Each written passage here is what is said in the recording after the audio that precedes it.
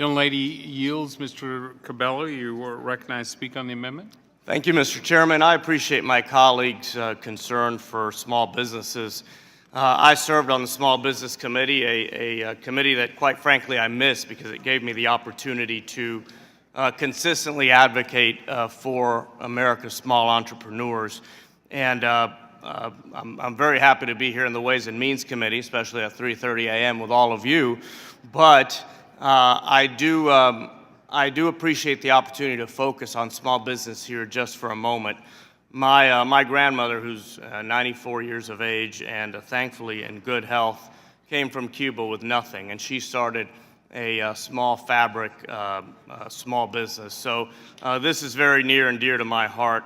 And the truth is, and I think my colleague recognized, that the small business tax credit under the ACA is simply not working. It does little to nothing to make purchasing insurance more affordable for small firms.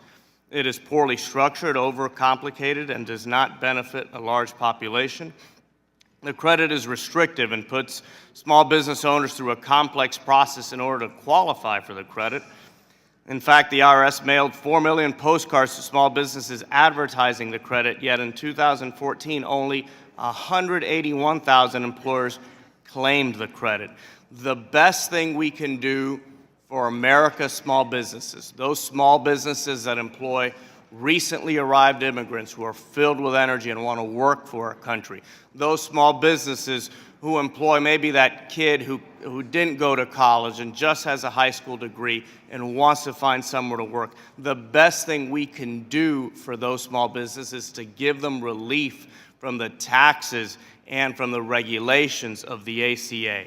The ACA is crippling a lot of these small businesses, and don't take it from me. Take it from Joe, a small business owner in my district in South Florida.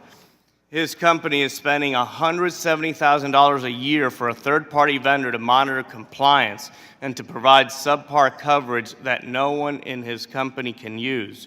None of the insurance options are affordable, so most employees don't sign up. In the process, his employees lose their eligibility for subsidies and wind up paying the IRS penalties. He says, ironically, if only 1/3 of employees signed up for health coverage, my company would be forced to close its doors and file for bankruptcy because the cost would be approximately $500,000 a year.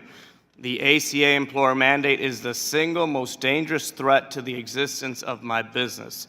So I would tell my colleague, if you are concerned for America's small businesses, and I think all of us on this committee are because we know that they're the engine of our economy, then join us in helping fix our healthcare system by repealing the ACA and replacing it with something that will work for low-income Americans, middle-income Americans, and of course, our vital small businesses that are so important to the vitality of our economy. Thank you, Mr. Chairman. I yield back.